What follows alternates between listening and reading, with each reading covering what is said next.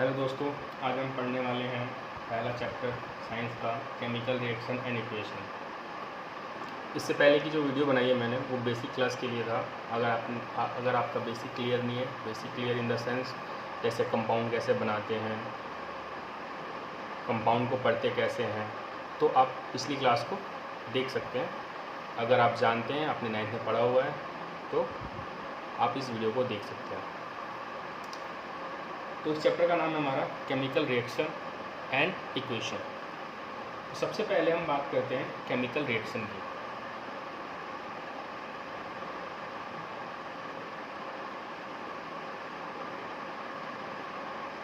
कि हम कैसे कहेंगे कि केमिकल रिएक्शन हुआ है। तो केमिकल रिएक्शन एक ऐसा प्रोसेस है जिसमें नया सब्सटेंस बनता है विद न्यू प्रॉपर्टीज। लिखेंगे, it is the process in which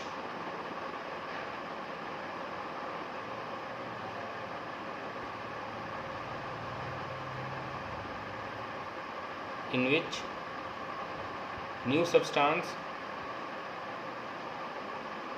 with new properties. It is the process in which new substance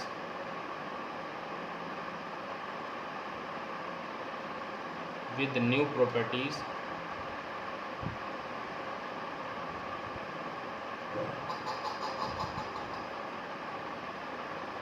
are formed.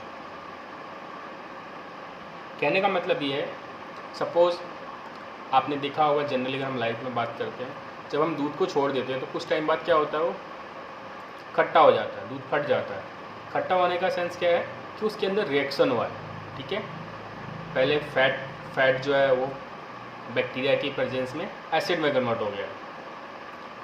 तो जब भी कोई नया सब्सटेंस जनरेट होगा विद न्यू प्रॉपर्टीज़, तो हम कहेंगे कि वो केमिकल रिएक्शन हुआ है। ठीक है, इस एग्जांपल लेते हैं हम, हाइड्रोजन H2, ऑक्सीजन O2 और हाइड्रोजन ऑक्सीजन कंपाउंड क्या होगा, तो बनाने के लिए हम देखेंगे साइड में, हाइड्रोजन ऑक्सीजन, ऑक्सीजन की वैलेंसी -2, हाइड्रोजन की वैलेंसी +1, तो ये बन गया हमारा H2O। हमने देखा हाइड्रोजन गैस के फॉर्म में रहता है, ऑक्सीजन भी गैस के फॉर्म में रहता है, लेकिन यहाँ पर जो H2O रहेगा वो लिक्विड फॉर्म में रहेगा।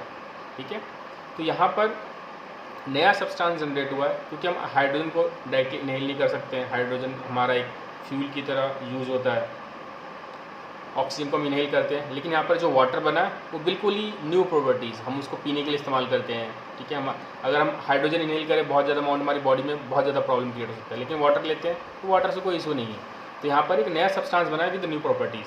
ठीक है, अब बात करते हैं, किसी भी केमिकल रिएक्शन में हमेशा बॉन्ड ब्रेक होंगे और नए बॉन्ड बनेंगे।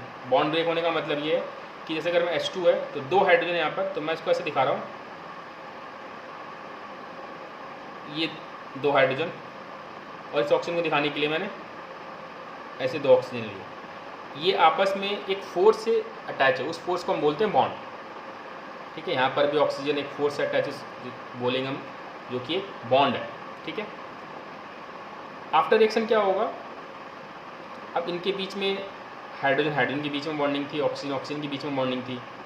नेक्स्ट केस में क्या हुआ, एक ऑक्सीजन और 2 हाइड्रोजन है, तो ये रहा एक ऑक्सीजन और ये रहा इसके साइड में 2 हाइड्रोजन, तो यहाँ पर एक नया बॉन्ड बना है।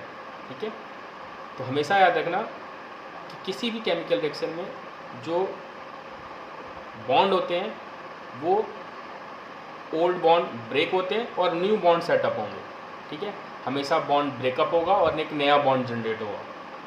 ठीक है, और बात करते हैं, इसके अंदर एटम्स अपने आप को रीअरेंज करते हैं। रीअरेंज करने का मतलब ये है कि यहाँ पर देखा आपने, हाइड्रोजन 2 हाइड्रोजन है, यहाँ पर 2 ऑक्सीजन है, यहाँ पर हाइड्रोजन दोनों साथ में थे, यहाँ पर ऑक्सीजन दोनों साथ में थे, लेकिन यहाँ पर नेक्स्ट हमने जब देखा तो एक ऑक्सीजन के साथ 2 हाइड्रोजन आ गया, तो यहाँ पर एटम्स ने अपने आप को रीअरेंज किया है। ठीक है, तो हमेशा केमिकल रिएक्शन के अंदर 2 चीज़ें होंगी, एक तो नया सब्सटेंस बनेगा, 2 बॉन्ड ब्रेक होंगे, नए बॉन्ड बनेंगे, 3 एटम्स अपने आप को रीअरेंज करेंगे। ठीक है, अब बात करते हैं,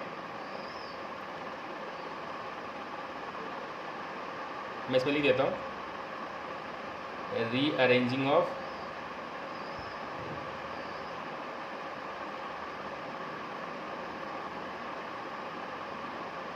atom, second breaking of bonds, breaking of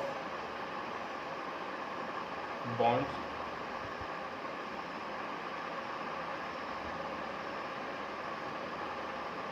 new bonds are formed.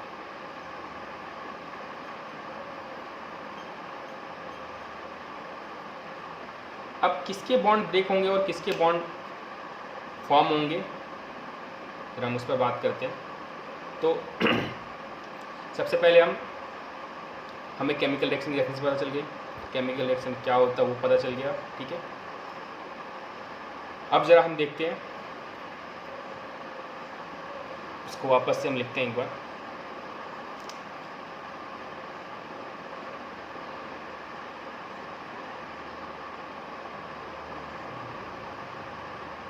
हमने हाइड्रोजन और ऑक्सीजन लिया था, इस सब्सटेंस को हम बोलते हैं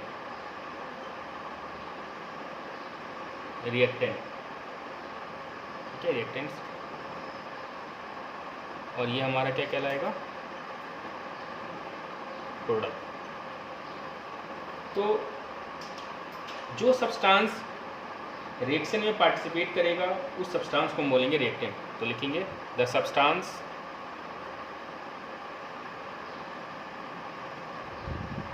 which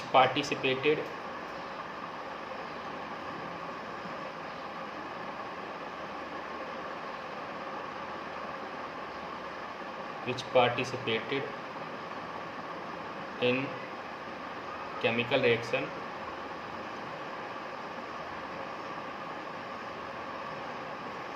is known as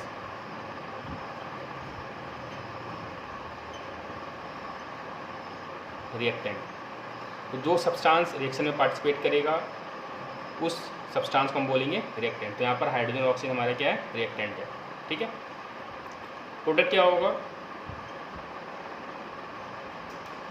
same वही डेफिनेशन, थोड़ा सा चेंज है इसमें। लिखेंगे द सब्सटेंस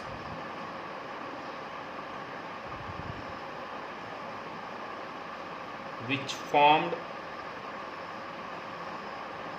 या विच प्रोड्यूस लिख सकते हो आप, which formed after reaction, after chemical reaction is known as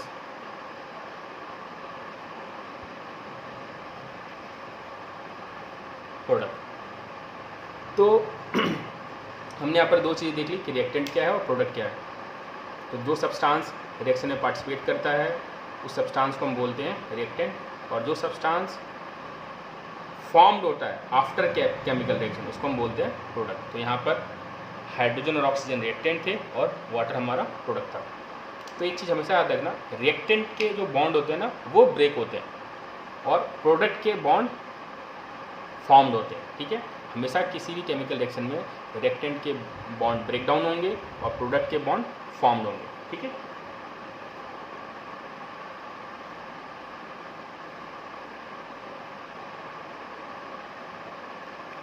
अब केमिकल इक्वेशन, ठीक है, इसी को मैं वापस लिख रहा हूँ एक बार। जैसे कि मेरे पास एक कंटेनर में हाइड्रोजन था, एक कंटेनर में ऑक्सीजन था। जब मैंने इन दोनों को मिलाया तो ये क्या बना, वाटर। तो इस रिएक्शन को हम बोलते हैं, इस टाइप का जब भी रिएक्शन होगा लिखा हुआ, इस रिएक्शन को हम बोलते हैं, इस टाइप की इक्वेशन को हम बोलते हैं वर्ड इक्वेशन, क्योंकि हमने इसको वर्ड के फॉर्म में लिखा है। बेसिकली अगर हम बात करते हैं तो केमिकल इक्वेशन को दो फॉर्म में हम, मतलब किसी भी केमिकल इक्वेशन को हम दो तरीके से रिप्रेजेंट कर सकते हैं, वर्ड इक्वेशन और सिंबॉलिक फॉर्म। केमिकल इक्वेशन क्या होता है, basically the method of representing a chemical reaction with the help of symbol and formula. दोबारा रिपीट कर रहा हूँ मैं, the method of representing a chemical reaction with the help of symbols and formula of the substance involved in reaction is known as chemical equation. आपको उसकी definition याद नहीं करनी है, जस्ट समझना है कि केमिकल इक्वेशन क्या है। एक मेथड है, रिप्रेजेंटिंग का एक मेथड है जिससे मालूम चलता है कि कौन सा सब्सटेंस रिएक्शन में पार्टिसिपेट हुआ है और कौन सा सब्सटेंस रिएक्शन होने के बाद प्रोड्यूस हुआ है। ठीक है, तो केमिकल इक्वेशन को लिखने के दो मेथड है, वर्ड इक्वेशन और सिंबॉलिक फॉर्म। सिंबॉलिक फॉर्म हम क्या करते हैं, उस एलिमेंट का हम सिंबल इस्तेमाल करते हैं। जैसे हाइड्रोजन का सिंबल क्या था, H, और ऑक्सीजन का सिंबल क्या है, O। अब यहाँ पर एक चीज़ आप ध्यान देना, मैंने बताया था पिछली क्लास में कि जिनकी वैलेंसी प्लस होती है वो मेटल होते हैं और जिनकी वैलेंसी माइनस होती है वो नॉन मेटल होते हैं। तो जब भी आप किसी नॉन मेटल को लिखोगे हमेशा याद रखना, कोई भी नॉन मेटल अगर हम लेते हैं नेगेटिव वाली वैलेंसी वाले, तो उसको हम 2 के फॉर्म में लिखेंगे। जैसे ऑक्सीजन कितने नंबर पे आता है, 8 नंबर पे, जब उसको खोलोगे तो क्या आएगा, 26। इसका इलेक्ट्रॉनिक कॉन्फ़िगरेशन, इसकी वैलेंसी क्या होगी, -2, और इसकी वैलेंसी नेगेटिव है, तो ये नॉन मेटल है। और जब भी कोई नॉन मेटल लेंगे हम उसको 2 के फॉर्म में लेते हैं। जितने भी नॉन मेटल है वो, और हाइड्रोजन हमेशा 2 के फॉर्म में होंगे। ठीक है, तो हम हाइड्रोजन को जब भी लिखेंगे कहीं पर भी H2 होगा, और कोई दूसरा नॉन मेटल जैसे ऑक्सीजन है तो O2, फ्लोरीन है तो F2, क्योंकि फ्लोरीन हमारा नॉन मेटल है क्योंकि उसकी वैलेंसी भी माइनस में। ठीक है, और वाटर का फॉर्मूला आपको बनाना आता ही है, हाइड्रोजन ले लेंगे और ऑक्सीजन ले लेंगे। देखो यहाँ पर हमें कैसे पता चलेगा वाटर बनेगा, क्योंकि यहाँ पर जो भी रिएक्टेंट होगा उसी से हमारा प्रोडक्ट बनेगा। कि यहाँ पर रिएक्टेंट क्या है, हाइड्रोजन लिखा और ऑक्सीजन था, इसलिए मैंने यहाँ पर ऑक्सीजन लिखा। ठीक है, इसकी वैलेंसी -2 है, इसकी वैलेंसी +1 है। ठीक है, तो यहाँ पर ये एक कंपाउंड बना H2O। तो ये एक रिएक्शन है इन टर्म्स ऑफ सिंबल। अब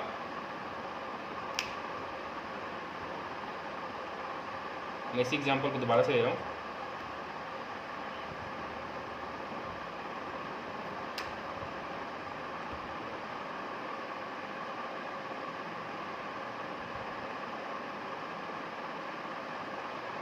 अब जरा हम बात करते हैं नंबर ऑफ एटम्स। हम दोनों तरफ देखेंगे, रिएक्टेंट साइड कितने हैं और प्रोडक्ट साइड कितने हैं। ठीक है, यहाँ पर रिएक्टेंट की साइड में 2 हाइड्रोजन है और 2 ऑक्सीजन है, तो हम चेक करते हैं क्या दोनों तरफ बराबर है। ये इसलिए क्योंकि इसका मैं एग्जांपल आपको समझाता हूँ। सपोज़ आपके पास 100 ग्राम शुगर है और 500 ग्राम वाटर है। जब आप इन दोनों को मिक्स करोगे तो जो पानी का सॉल्यूशन बनेगा वो 600 ग्राम का बनेगा। ऐसा तो नहीं है कि ये 500 हो जाएगा या 400 हो जाएगा या 800 हो जाएगा। ठीक है, जब भी हम कोई चीज़ डालते हैं तो जितना आपने डाला है जो प्रोडक्ट बनेगा वो भी उतना ही होगा, उसमें कोई चेंजेस नहीं होंगे। ठीक है, तो यहाँ पर अगर मैं देखना चाहता हूँ, यहाँ पर हाइड्रोजन 2 है, ऑक्सीजन 2 है, हाइड्रोजन यहाँ पर 2 है, लेकिन यहाँ पर भी हाइड्रोजन 2 है, यहाँ ऑक्सीजन 2 है, यहाँ पर ऑक्सीजन 1 है। तो यहाँ पर नंबर ऑफ एटम्स इक्वल नहीं है दोनों तरफ। रिएक्टेंट साइड और प्रोडक्ट साइड जो है वो हमारा नंबर ऑफ एटम्स इक्वल नहीं है। तो इस टाइप के केमिकल इक्वेशन को हम बोलते हैं स्केलेटल केमिकल इक्वेशन। ठीक है, जो केमिकल इक्वेशन बैलेंस नहीं होता है, ठीक है, उसको हम अनबैलेंस केमिकल इक्वेशन भी बोलते हैं या स्केलेटल केमिकल इक्वेशन बोल सकते हो आप। ठीक है, यहाँ पे मैं लिख देता हूँ definition, unbalanced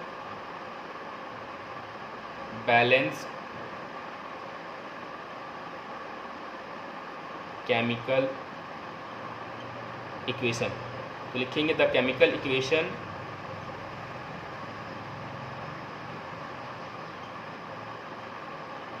in which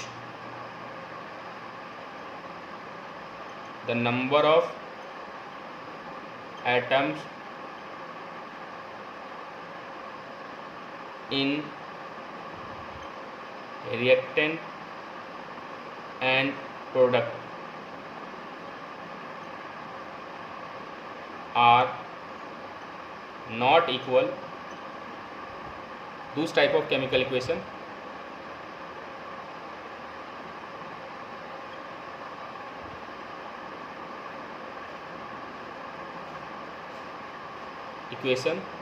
is known as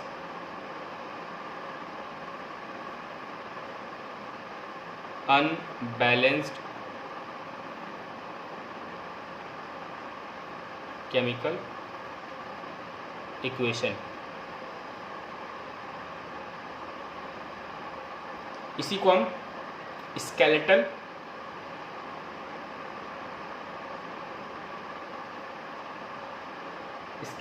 chemical equation, या आप इसको स्केलेटल इक्वेशन भी बोल सकते हो।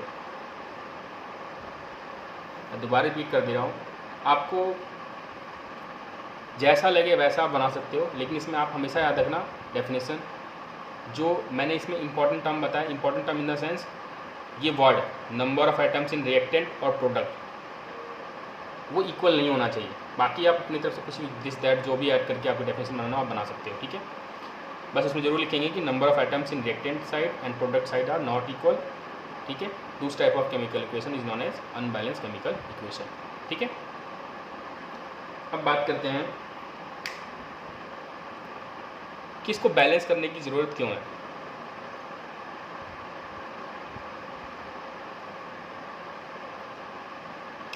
इसको बैलेंस करने की ज़रूरत इसलिए है, इसको समझने से पहले हम जरा एक चीज़ समझते हैं। हाइड्रोजन का मास जो होता है वो 1 होता है। यहाँ पर 2 हाइड्रोजन है तो 2 1 जा 2, और ऑक्सीजन कितना होता है 16, तो 2 × 16 ये आ गया हमारे पास 32। इसका निकालते हैं, 2 हाइड्रोजन है 2 1 जा +16, तो ये आ गया हमारा 18, और यहाँ पर कितना आ रहा है 34 हमने रिएक्टेंट डाला और प्रोडक्ट कितना बना 18। ऐसा पॉसिबल है? नहीं। हमने पढ़ा है कि हम जितना भी रिएक्टेंट डालेंगे या कोई भी सब्सटेंस जब आप डालते हो तो प्रोडक्ट भी उतना ही बनता है, उसके वेट में या अमाउंट में कोई चेंजेस नहीं आते, ठीक है। तो इसके लिए यहाँ पर ये एक लॉ को वॉलेट करता है, उस लॉ को हम बोलते हैं law of conservation of mass. Law of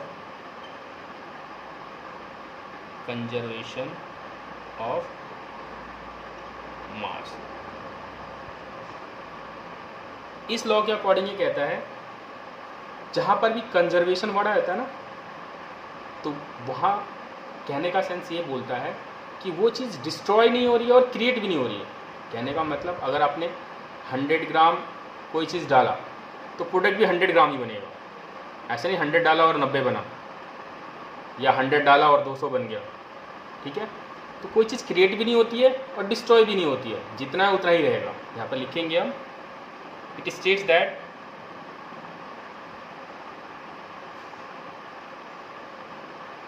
mass can neither be created nor be destroyed।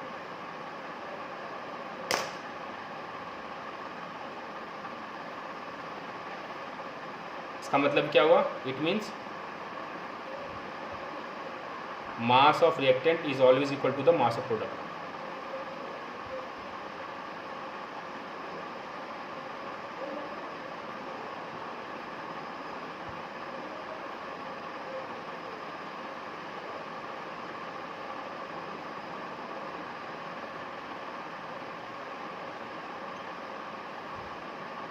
तो अगर आपसे कोई पूछता है कि हम किसी भी केमिकल इक्वेशन को बैलेंस क्यों करेंगे, तो लॉ ऑफ कंजर्वेशन ऑफ मास को फॉलो करने के लिए 1 नंबर का क्वेश्चन पूछता है कि why we need to balance a chemical equation.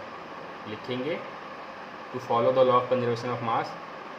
अगर 2 नंबर का पूछता है तो लिखेंगे according to this law it states that mass can neither be created not be destroyed. It means the mass of reactant is always equal to the mass of product, is equal to the mass of product।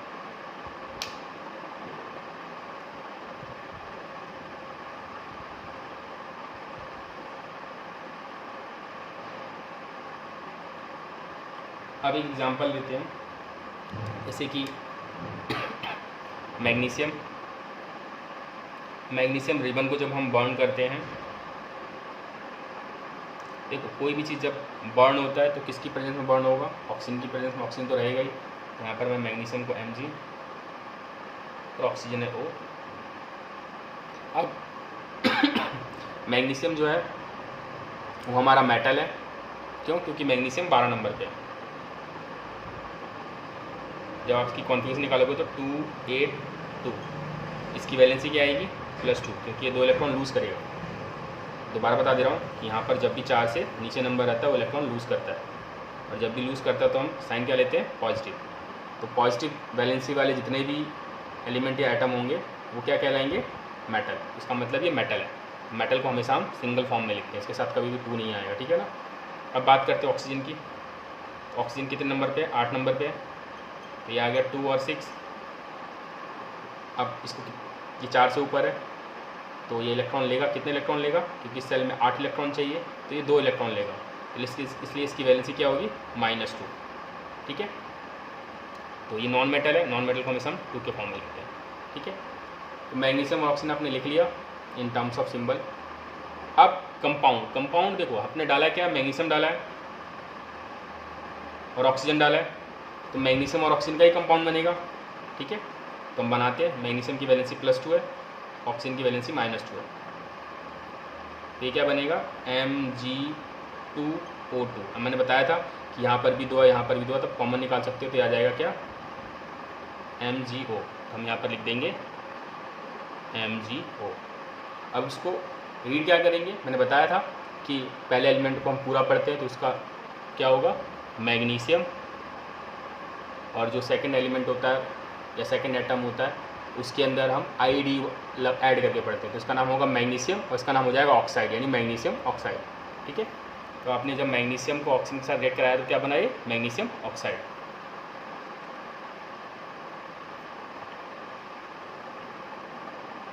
अब इसमें एक चीज़ और देखते हैं, same वही, ये balance नहीं है, उसको बैलेंस करना पड़ेगा, ठीक है। तो इसको बैलेंस करने के लिए हम क्या करते हैं,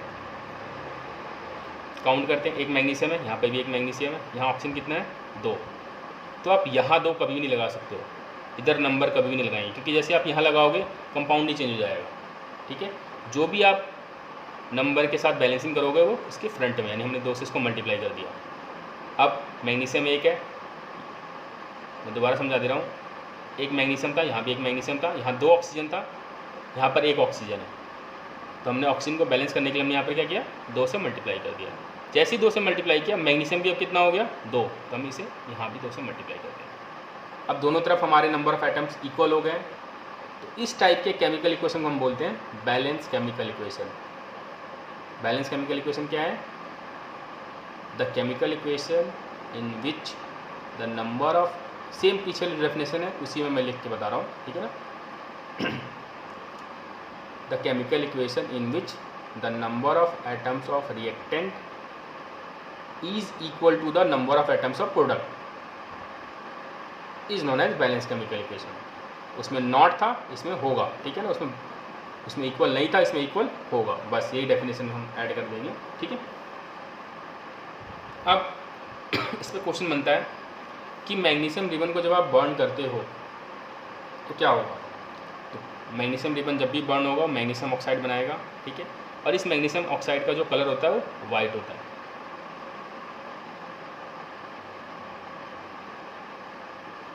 पूछेगा what happens when magnesium ribbon is burn. Ribbon इसलिए बोल रहे हैं क्योंकि ये स्ट्रिप के फॉर्म में आता है, स्ट्रिप रहता है, हम उसको रिबन बोलते हैं। पेपर का एक छोटा सा स्ट्रिप होता है।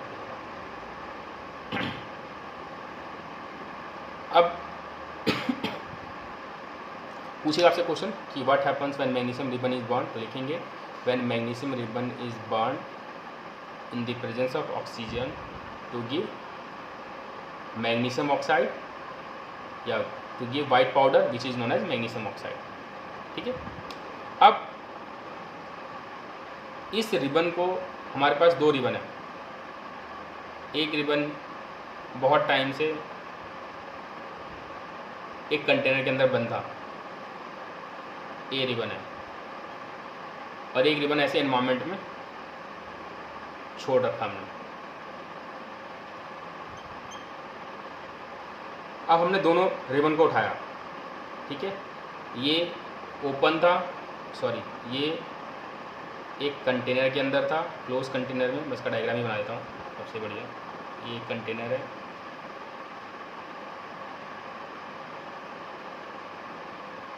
इस कंटेनर के अंदर बंद है, बंद कंटेनर के अंदर पड़ा था और ये ओपन पड़ा था।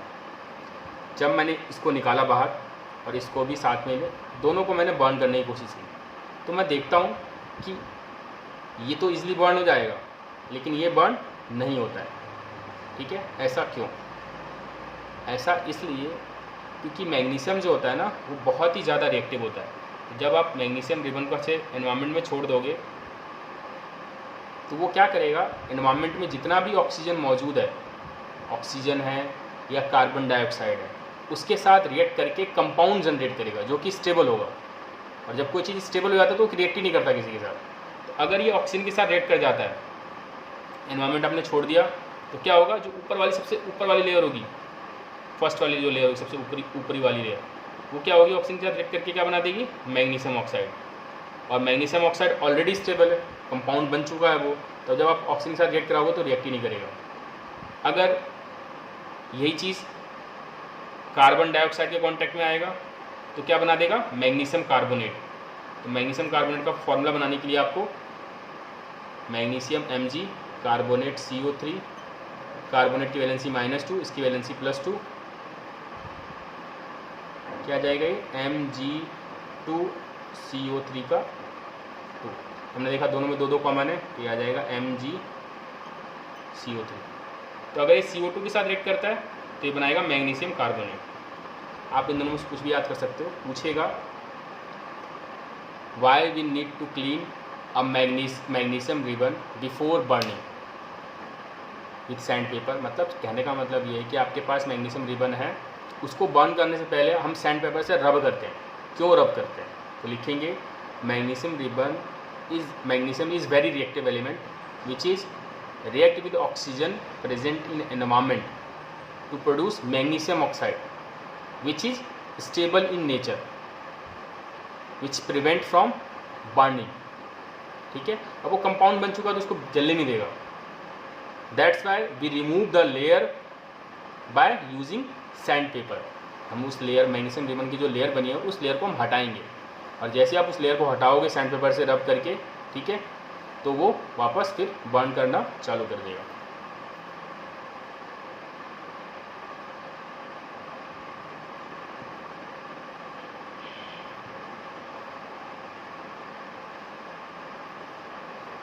अब हम बात करते हैं इंडिकेशन ऑफ केमिकल रिएक्शन। कैसे आप कहोगे कि किसी चीज़ के अंदर केमिकल रिएक्शन हुआ है या नहीं हुआ है? ठीक है, तो ये 4 चीज़ें हैं बेसिकली। इन 4 चीज़ों को देखेंगे, अगर इनमें से कुछ भी हुआ होगा तो हम कहेंगे केमिकल रिएक्शन हुआ है। ठीक है, पहला इवोल्यूशन ऑफ गैस।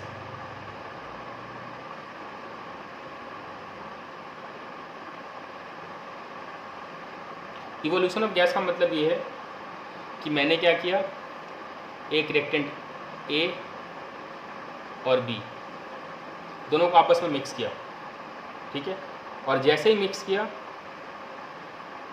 इसको समझने के लिए मान लो मेरे पास एक सॉलिड फॉर्म में कोई चीज़ है और एक लिक्विड फॉर्म में है, और जैसे ही मैंने इसको A को B के अंदर डाला तो मैंने देखा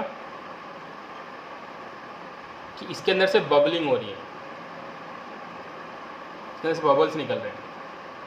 तो इसका मतलब ये है कि उसके अंदर से गैस इवोल्यूएट हो रहा है, ठीक है ना। तो जब भी किसी रिएक्शन में, मतलब कोई भी आप सब्सटेंस आपस में ऐड करते हो और उसके अंदर से अगर गैस इवॉल्व हो रही है, गैस निकल रहा है, तो हम कहेंगे इसके अंदर केमिकल रिएक्शन हुआ है। एग्जाम्पल, किसी भी मेटल को जब आप एसिड में डालते हो, ठीक है, तो सॉल्ट प्लस हाइड्रोजन गैस बनता है, ठीक है। इसको समझने के लिए समझते हैं ज़रा। कोई मेटल जैसे मैंने ले लिया जिंक, जिंक की वैलेंसी इसका सिंबल Zn है, इसका नाम जिंक है, इसकी वैलेंसी होती है +2। ठीक है, आपसे लिख लेना साइड में ही। एसिड, अभी फ़िलहाल हम एक एसिड ले लेते हैं HCl।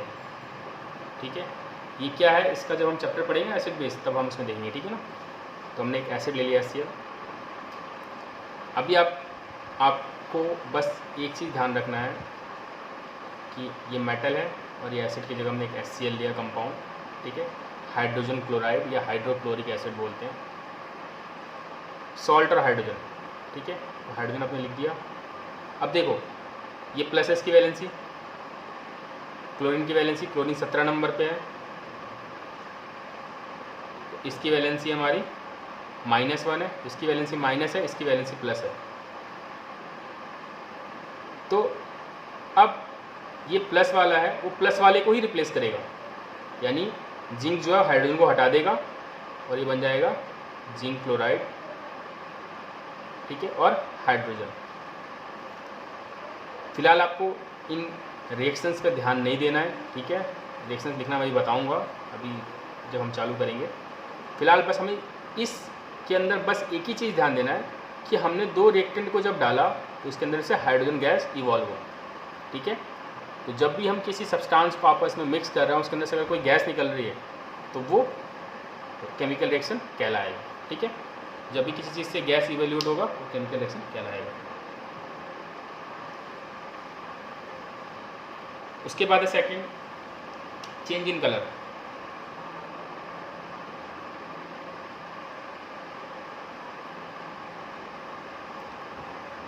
चेंज इन कलर का मतलब ये है कि सपोज A है जिसका कलर रेड था और B है जिसका कलर ब्लू था। जैसे ही हमने दोनों को आपस में मिलाया एक AB कंपाउंड बना जिसका कलर हो गया येलो,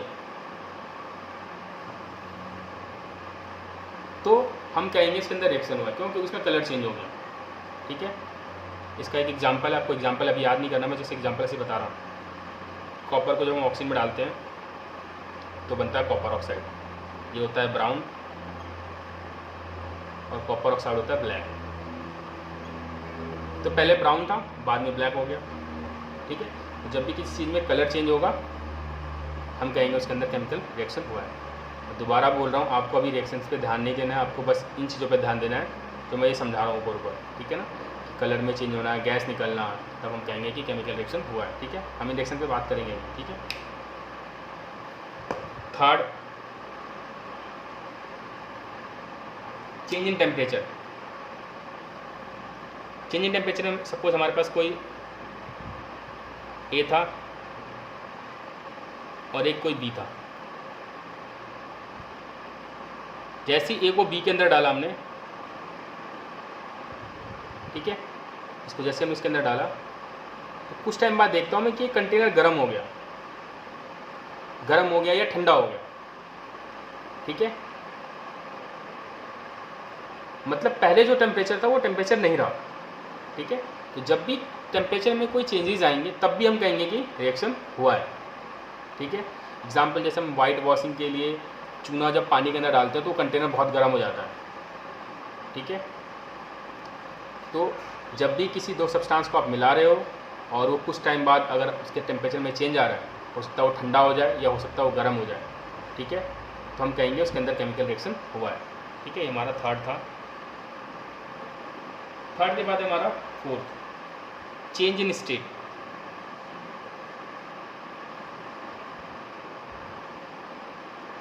ये था हमारा चेंज इन टेम्परेचर। अब ये चेंज इन स्टेट।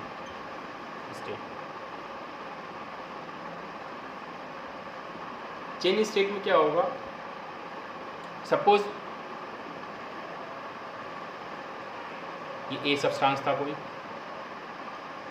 और ये B सब्सटेंस था, दोनों सॉलिड फॉर्म में थे, लेकिन जैसे मैंने इनको आपस में मिक्स किया कुछ टाइम बाद ये लिक्विड फॉर्म में आ गया। ठीक है, तो यहाँ पर स्टेट चेंज हुआ। ठीक है, यहाँ पर स्टेट कैसे चेंज हुआ, पहले सॉलिड फॉर्म में थे और सॉलिड फॉर्म होने के बाद वो लिक्विड फॉर्म में आ गया। ठीक है, जब भी स्टेट में चेंजेस आएगा मतलब सॉलिड है और सॉलिड से लिक्विड हो गया। सॉलिड से लिक्विड होने का मतलब ये है कि उसके इंटरनली बॉन्डिंग में भी चेंजेस आना चाहिए। ऐसा नहीं कि आपने आइस को गर्म किया और वो लिक्विड बन गया और आप बोलोगे कि रिएक्शन है, नहीं रिएक्शन नहीं है। क्यों? क्योंकि वो जब वो सॉलिड फेज में था यानी आइस फेज में था तब भी उसका फॉर्मूला H2O ही था, और जब वो मेल्ट हुआ तब भी H2O ही है। लेकिन इसमें क्या होगा, चेंज हो जाएगा, एक आइटम दूसरे के साथ चला जाएगा, दूसरा उसके साथ चला जाएगा, अपने आप को रीअरेंज कर लेगा, ठीक है ना, कोई किसी और के साथ चला जाएगा। तो जब भी आपने दो सब्सटेंस ऐड किए और जो नया सब्सटेंस बना उसकी प्रॉपर्टी भी अलग है और वो उसने अपना स्टेट चेंज कर लिया, लिक्विड फॉर्म में आ गया, तो हम कहेंगे कि ये केमिकल रिएक्शन हुआ है। ठीक है,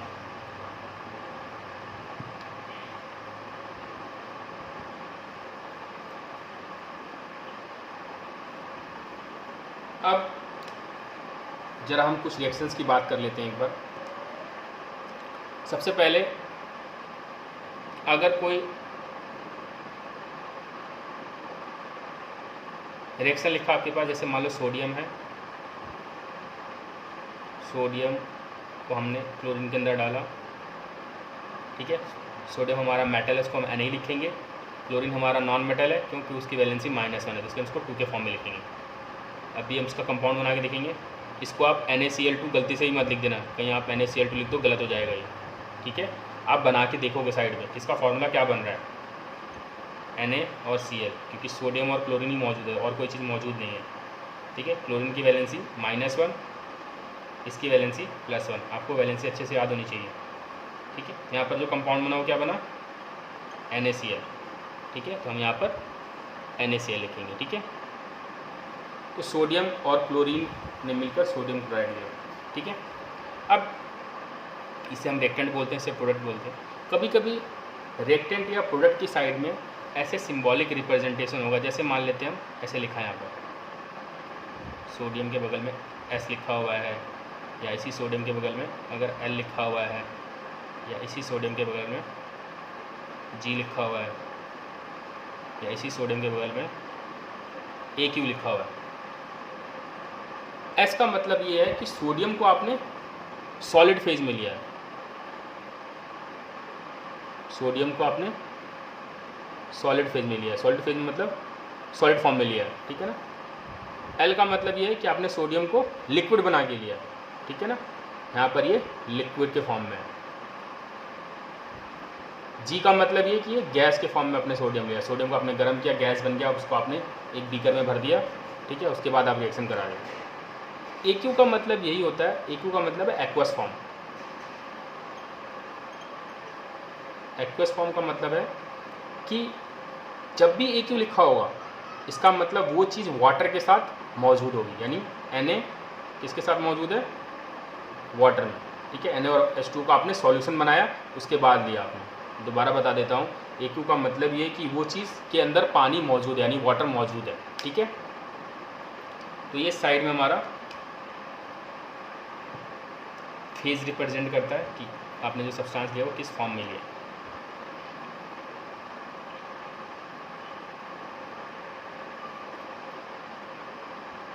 अब हम बात करते हैं टाइप ऑफ केमिकल रिएक्शन, ठीक है। तो पहला केमिकल रिएक्शन है हमारा, एक सेकेंड,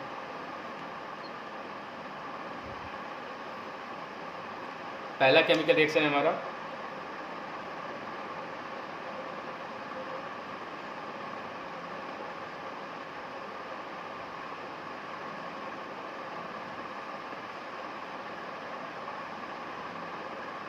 कॉम्बिनेशन रिएक्शन, ठीक है। नाम से पता चल रहा है कॉम्बिनेशन, कॉम्बिनेशन मतलब कंबाइन होना, ठीक है। कॉम्बिनेशन रिएक्शन की क्या खासियत होगी कि रिएक्टेंट जो होगा, लिखेंगे द रिएक्शन, समझाने के लिए कॉम्बिनेशन रिएक्शन का मतलब ये है कि रिएक्टेंट आपका दो या दो से ज़्यादा हो सकता है, लेकिन प्रोडक्ट हमेशा क्या होगा, एक ही होगा। अगर आपने 4 चीज़ें डाली और ये चारों चीज़ें मिलके एक चीज़ बनती है, तो हम कहेंगे कॉम्बिनेशन रिएक्शन है। कॉम्बिनेशन रिएक्शन का मतलब यही है कि द रिएक्शन इन विच 2 और more then 2 reactant gives only 1 product. मैं दोबारा लिख दे रहा हूँ, यहाँ पर डेफिनेशन लिख दे रहा हूँ, ठीक है ना। The reaction in which two or more than two reactant gives only one product is called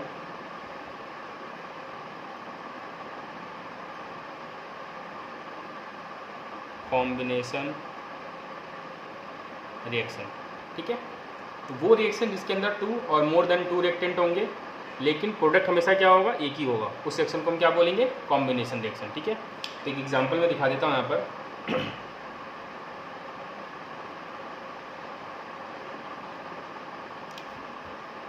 जैसे हमने हाइड्रोजन को ऑक्सीजन के अंदर डाला, जब भी आप हाइड्रोजन को ऑक्सीजन के अंदर डालोगे क्या बनेगा, हमारा वाटर है, जो हमने जस्ट पीछे देखा था ये। ठीक है, तो यहाँ पर ये क्या है, हमारा कॉम्बिनेशन रिएक्शन। ठीक है, या सोडियम और क्लोरीन को जब आप मिक्स करोगे तो क्या बनेगा, सोडियम क्लोराइड, ये भी हमारा कॉम्बिनेशन रिएक्शन है। कॉपर और ऑक्सीजन, कॉपर ऑक्साइड। ठीक है, तो ये भी हमारा कॉम्बिनेशन रिएक्शन है। हम आपको बताए तो रिएक्शन कैसे लिखे गए हैं। हाइड्रोजन जब भी हम लिखते हैं उसको 2 के फॉर्म में लिखेंगे। ठीक है, याद रखना, तो H2 को हमने 2 लिख दिया। ऑक्सीजन कितने नंबर पे आता है, 8 नंबर पे, तो इसकी वैलेंसी आएगी, इसकी इलेक्ट्रॉनिक कॉन्फ़िगरेशन होगी 2,6, इसकी वैलेंसी होगी -2, क्योंकि उसको 2 इलेक्ट्रॉन चाहिए। तो जब नेगेटिव वैलेंसी होती है तो वो नॉन मेटल होता है हमारा। ठीक है ना, तो जब भी नॉन मेटल लिखोगे आप 2 के फॉर्म में लिखोगे, तो 2 के फॉर्म में लिख दिया हमने। तो H2 और O2, और हमें पता है कि हाइड्रोजन और ऑक्सीजन मिलके क्या कंपाउंड बनाता है, H2O। हम बना के देख लेंगे। हाइड्रोजन का सिंबल H है, ऑक्सीजन का O है, तो -2 +1, तो इसका कंपाउंड क्या बन गया, H2O, तो इसलिए मैंने यहाँ पर H2O लिखा है। सोडियम 11 नंबर पे आता है। सोडियम की जब आप इलेक्ट्रॉनिक कॉन्फ़िगरेशन निकालोगे तो 281 आएगा। ठीक है, ये 1 इलेक्ट्रॉन लूज़ करेगा, और 1 इलेक्ट्रॉन लूज़ करने का मतलब इसकी वैलेंसी क्या होगी, प्लस में, और जब भी वैलेंसी प्लस होगी हमने पढ़ा है क्या होगा, वो मेटल होगा, तो हम मेटल को हमेशा सिंगल फॉर्म में लिखते हैं। ठीक है ना। क्लोरीन 17 नंबर पे आता है, 17 पे, इसकी वैलेंसी -1 अगर आप निकालोगे तो ये नॉन मेटल है, तो इसलिए हमने इसको 2 के फॉर्म में लिखा। फिर हमने इसका कंपाउंड बना के देखा, सोडियम और क्लोराइड का क्या कंपाउंड बनता है, तो Na और Cl लिख लिया, इसकी वैलेंसी -1, इसकी वैलेंसी +1, क्या बना ये, NaCl, तो हमने लिख दिया NaCl। सेम कॉपर जिसका सिंबल होता है Cu, इसकी वैलेंसी होती है +2, तो प्लस है इसलिए हमने इसको सिंगल फॉर्म में लिखा, क्योंकि प्लस वाले सारे मेटल होते हैं। ऑक्सीजन, ऑक्सीजन हमारा 8 नंबर पे है, 2,6, इसकी वैलेंसी आएगी -2, और ये नेगेटिव है इसकी वैलेंसी, इसलिए नॉन मेटल, इसलिए हम इसको 2 के फॉर्म में लिखेंगे। और उसका फिर कंपाउंड बना के देखेंगे, तो कॉपर का Cu, ऑक्सीजन का O, इसकी वैलेंसी -2, इसकी वैलेंसी +2, तो ये बनेगा Cu2O2, 2 और 2 कॉमन है तो हम निकाल लेंगे, इसका आ जाएगा CuO, इसमें मैंने CO लिखा। ठीक है, तो कॉम्बिनेशन रिएक्शन बेसिकली वो रिएक्शन है जिसमें 2 या 2 से ज़्यादा रिएक्टेंट होंगे लेकिन प्रोडक्ट हमेशा एक होगा। ठीक है, इसका एक एग्जांपल और देख लेते हैं। क्विकलाइन का एग्जांपल है कैल्शियम ऑक्साइड, इसको हम पढ़ते हैं क्विकलाइन।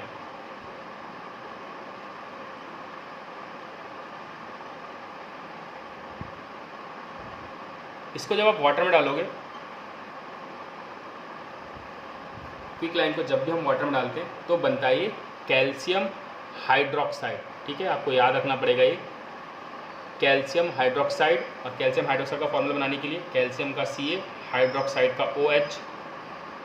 हाइड्रोक्साइड की वैलेंसी हमने पीछे देखा -1 है, कैल्शियम की वैलेंसी +2 है, तो ये बन जाएगा आपका CaOH का होल ट्वाइस।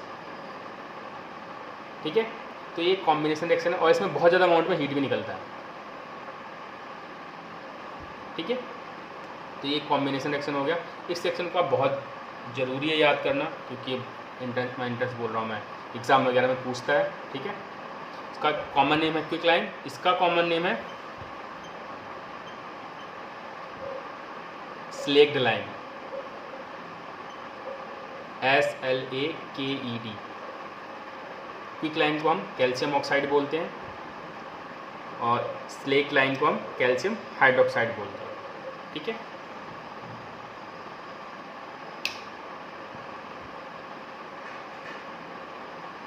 अब बात करते हैं सेकंड,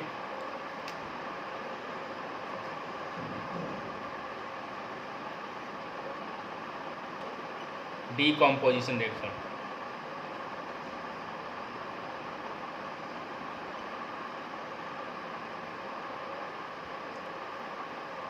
डीकम्पोजिशन रिएक्शन नाम से पता चल रहा है डीकम्पोज। डीकम्पोज मतलब क्या होता है? टूटना। ठीक है, तो इसके अंदर रिएक्टेंट तो एक होगा लेकिन प्रोडक्ट दो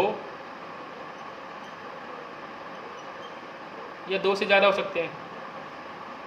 तो वो रिएक्शन जिसके अंदर सिर्फ एक रिएक्टेंट हो तो प्रोडक्ट बहुत सारे हो, दो या दो से ज़्यादा हो, उसमें लिखेंगे क्या? सेम डेफिनेशन रहेगा, the reaction in which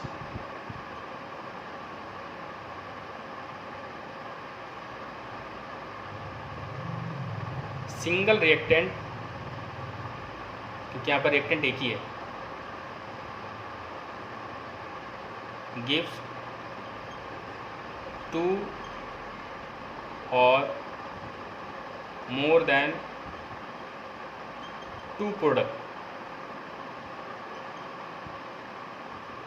is called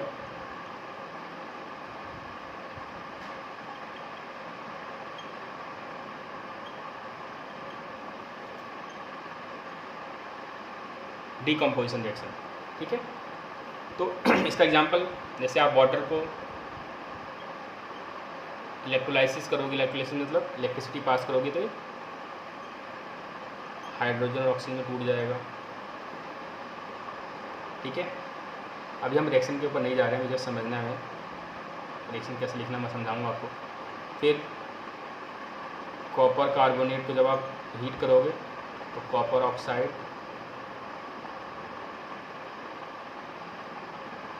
plus carbon dioxide देगा। तो यहाँ पर हमने देखा कि रिएक्टेंट एक है लेकिन प्रोडक्ट क्या है? दो है। ठीक है, इसे एग्जांपल और लेते हैं। फेरस सल्फेट को जब हम हीट करेंगे तो ferric oxide plus sulphur dioxide plus sulphur trioxide. मैं दोबारा से बोल रहा हूँ, ध्यान से सुन लो, इन रिएक्शंस को अभी आपको याद नहीं करना है, आपको बस यहाँ पर अभी ये चीज़ फोकस करना है कि डीकम्पोजिशन रिएक्शन का मतलब क्या है। डीकम्पोजिशन रिएक्शन का मतलब ये है कि रिएक्टेंट एक होना चाहिए, प्रोडक्ट दो या दो से ज़्यादा होगा। ठीक है, तो एक रिएक्टेंट है, दो प्रोडक्ट है, एक रिएक्टेंट है, यहाँ पर दो प्रोडक्ट है, एक रिएक्टेंट है, यहाँ पर तीन प्रोडक्ट है। ठीक है ना, तो डीकम्पोजिशन रिएक्शन जिसमें एक रिएक्टेंट दो या दो से ज़्यादा प्रोडक्ट दे तो उसको हम बोलते हैं डीकम्पोजिशन रिएक्शन। अब देखो, कोई भी चीज़ अपने आप तो टूटेगा नहीं। अगर मैंने वाटर को रख दिया अपने आप तो कुछ होगा? कुछ नहीं होगा, उसमें कुछ ना कुछ तो मुझे देना पड़ेगा। तो हम जो एनर्जी देते हैं उस एनर्जी के बेसिस पे ये तीन कैटेगरी में डिवाइड है डीकम्पोजिशन रिएक्शन।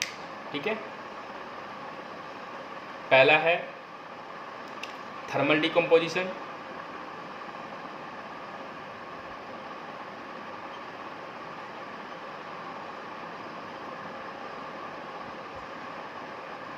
थर्मल डीकम्पोजिशन में क्या होगा? थर्मल का मतलब ही है हीट। ठीक है ना, तो जो भी डीकम्पोजिशन रिएक्शन हीट की प्रेजेंस में होगा उसको हम कहेंगे थर्मल डीकम्पोजिशन। इसकी सिंपल डेफिनेशन देता हूँ, the decomposition reaction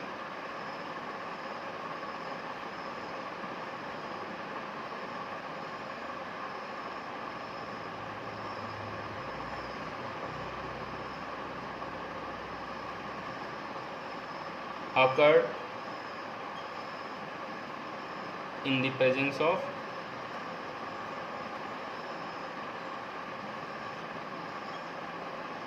heat is known as thermal decomposition reaction. Example, जैसे कॉपर कार्बोनेट को जब हम हीट करते हैं तो ये बनाता है copper oxide plus carbon dioxide. दोबारा बोल रहा हूँ आपको, अभी रिएक्शन पे नहीं देखना, आपको बस ये देखना है कि ये कुछ लिखा हुआ है, यहाँ पर हीट मौजूद है। अगर किसी रिएक्शन के ऊपर हीट मौजूद है, अगर एक रिएक्टेंट है और दो प्रोडक्ट है या दो से ज़्यादा प्रोडक्ट है तो हमारा क्या होगा? थर्मल डीकम्पोजिशन का एग्जाम्पल होगा। ठीक है,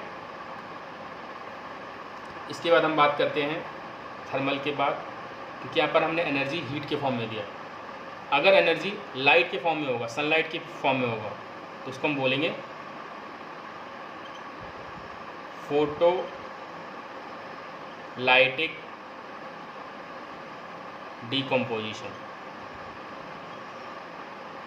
फोटोलाइटिक डिकम्पोजिशन रिएक्शन। ठीक है, सेम वही डेफिनेशन होगी, the decomposition reaction occurred in the presence of, photo का मतलब क्या होता है सनलाइट, तो लिख देंगे इन द प्रेजेंस ऑफ सनलाइट। ठीक है ना, बस इस हीट की जगह हम क्या लिख देंगे, सनलाइट। मैं लिख के दिखा देता हूँ, the decomposition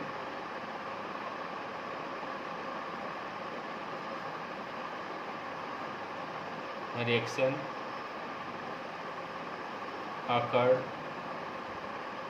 in the presence of sunlight, तो उसको बोलेंगे फोटोलाइटिक डिकम्पोजिशन। इसका एक एग्जांपल है silver plus chlorine gives silver chloride. ठीक है, यहाँ पर silver chloride gives silver and chlorine. ठीक है, तो ये हमारा फोटोलाइटिक डिकम्पोजिशन का एग्जांपल हो गया।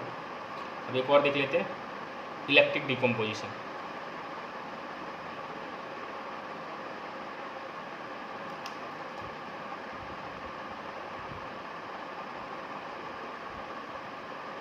यहाँ पर हीट की जगह क्या आ जाएगा,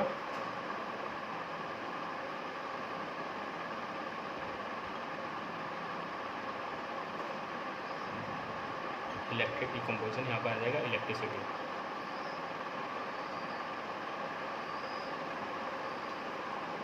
इसके लिए हम एग्जांपल ले लेते हैं, जब आप वाटर के अंदर इलेक्ट्रिसिटी पास करोगे